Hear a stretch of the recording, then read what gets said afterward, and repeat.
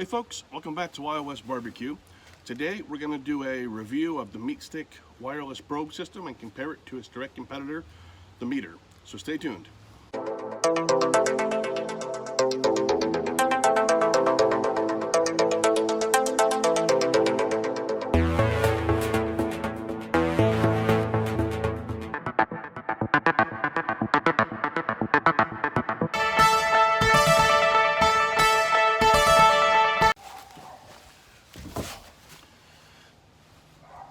Okay, so the first thing I want to say about this, being completely transparent, I did not buy the Meatstick setup myself. I had previously done a video review on the Meater block system. I'll put a link to that down in the description. The head of PR over at Meatstick saw that, and she reached out to me and said, hey, we'd like you to go ahead and review our product on your site as well. So they went ahead and sent me out a free setup. So I did not pay for the Meatstick. I just wanted to bring that up. First and foremost, everybody knows this is the first thing on my channel I have not paid for that I reviewed, so just so everyone knows. So we're going to go ahead and start reviewing everything. So I did have a unboxing of the Meatstick when it came to me, so we're going to go ahead and flip to that so you guys can see what we got, and then I'll bring you on back here and we'll go through the differences between the Meater and the Meatstick, and I'll give you my general thoughts on the Meatstick and how I liked it. All right, I just today received the Meatstick Wi-Fi Pro set in the mail. It came just like this. We're gonna go ahead and do an unboxing real quick and see what we got. Like I said, it came just like this. It was just sitting in my mailbox when I got it. And at first I saw this, I'm like, well, they could have put it in a box or something, but after thinking about it, I actually kind of liked this because it was able to fit in my mailbox, which means it wasn't up on the front porch being exposed to the elements, and obviously it's no more secure in the mailbox than on the front porch. Anybody can take it from there as easily as they can on the front porch, but at least it's not out in the open where someone can just walk by and see it if it's in the mailbox. So let's go ahead and get this thing opened up and see what we got.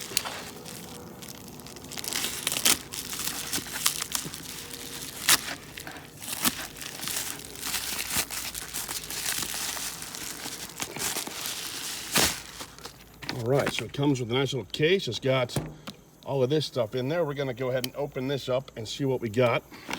We've got zip tie around here I'm gonna have to take off, of course, to get it open, which is no big deal. That's easy to do. I'm gonna try to get this off here without ripping it. Oh, here we go. I can cut this and go from there.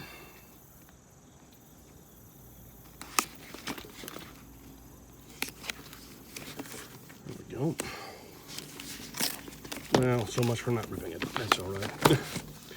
Comes the neat little Meatstick sticker. Okay.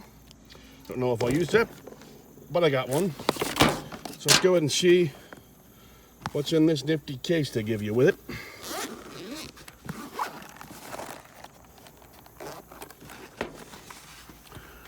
Okay. Up here we got, I'm not sure what that is. We'll find out. We'll figure it all out. Charger, looks like instructions. And then down here we got everything else. We got our Meatstick Mini here. I think that's the Mini X is the name for that. Obviously this is the probe itself. We've got the regular Meatstick here. You can obviously tell there's quite a bit of difference between the probes, which is great. This one's going to be used more for smaller things than larger things, of course. And then up here, we've got the Wi-Fi bridge, which will let me eventually connect this to Wi-Fi. So I'm going to go ahead and start playing with this and figure out how to work it. And once that's done, once I figure it all out, bring you guys on back and kind of show you what's up with it. All right, so that piece I couldn't identify in the unboxing video was an antenna for the Wi-Fi block. It just fits right on here. Is an antenna for the Wi-Fi block. That's all that piece I couldn't identify was. So there we go. And so the first thing I'm going to get into here is the similarities and differences between the Meater and the Meatstick. I've got notes written down, so if I'm looking down here, please forgive me. I can't keep all this straight in my head with what's different and what's not. So I had to write everything down. So we're going to go ahead and start with the Meatstick. The Meatstick main product is their Meatstick. It's a simple wireless probe that plugs in here. This is powered by two AA batteries. And so the Meatstick itself, this one here, sells for $69.99. And this one has a range of about 30 feet, wireless range. That's on an open top grill. Like if you had a grill that's open, they specify 33 feet of range with that. Within a closed grill or an oven, you're gonna get about 6 feet of range. And this just connects directly to your phone. So if you get more than the 33 or 6 feet away, depending on your setup, you're gonna lose connection with your phone. It is what it is. That's totally fine. They also have a different version of this called the Meatstick X. It simply got an X after the name. And that has a signal repeater built in. And that gives you quite a bit more range. You're going to get a 260-foot range with that to your phone with the Meatstick X. And the Meatstick X costs $99.99. They also sell the Meatstick Mini X. And I believe that the Mini is only available with the Mini X. There is no just straight up Mini. It's just the Mini X. That also has your signal repeater in it. That one costs $69.99. So obviously it's quite a bit smaller than the regular Meatstick. I'm going to hold them both up here. Obviously the Mini is quite a bit smaller, but I found I really like the Mini quite a bit. It's helped me out in multiple situations. I've used it for a steak cook. It worked out really well with my steaks. I used it for some pork chops. We had about 1.5 inch thick pork chops that we cooked in the oven. I used the Meatstick Mini for that, and it worked out great in the oven. So I was really impressed with the Meatstick Mini. So it really worked out. Of course, you got, on the other side of things, you've got the Meter. This is their flagship product, the Meter Plus. The Meter Plus is essentially a Meatstick X. This one has that Wi-Fi or the signal repeater built in here. They also sell, again, just the standard Meter, which is the competitor to the Meatstick. It doesn't have a signal repeater. And so with the stand-up Meter, not the Meter Plus, just the Meter, again, you've got about a 33-foot range on that in an open environment. The Meter Plus has about 165-foot range, so that's comparable to the Meatstick. The Meter itself is $69.95, and the Meter Plus, the one I have right here, is usually $109.95, but when I looked today, it was on sale for $99.95. So I don't know how much longer that sale is going to last. If it's just a marketing tactic, it's always like that. I don't know. I can't tell you. I just can tell you what I saw today on the website. So now Meter also sells the Meter Block. This thing here. This is the one I've done the review on before, and I've linked the video, this link to down in the description for the video. This is Meter's way of connecting to Wi-Fi, and Meatstick solved that with this. And so the Meter Block itself costs $300. It's $299.99. And so when I bought mine, or not when I received my Meatstick, I got the ultimate, what did I get? I got the Wi-Fi Pro set is what I got. And that costs $239.99. So of course, that's a little bit cheaper than Meter, but with Meter you get 4 probes, and with the ultimate set here with Meatstick, you get a regular Meatstick probe and a Mini X probe. So you get 2 probes instead of 4. But, you know, it is what it is. Some of the other differences I've noticed, the Meter has its own, the Meter Block anyways, has an internal power supply here. You can recharge it here with USB connection.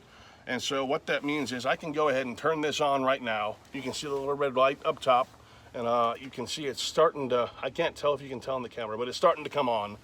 And I can choose either right now to use this in Wi-Fi mode, where I control it with my phone, or in standalone mode where it doesn't connect to my phone. I control everything here on the block. I've used that feature once. I didn't care much for it. I like controlling it with my phone.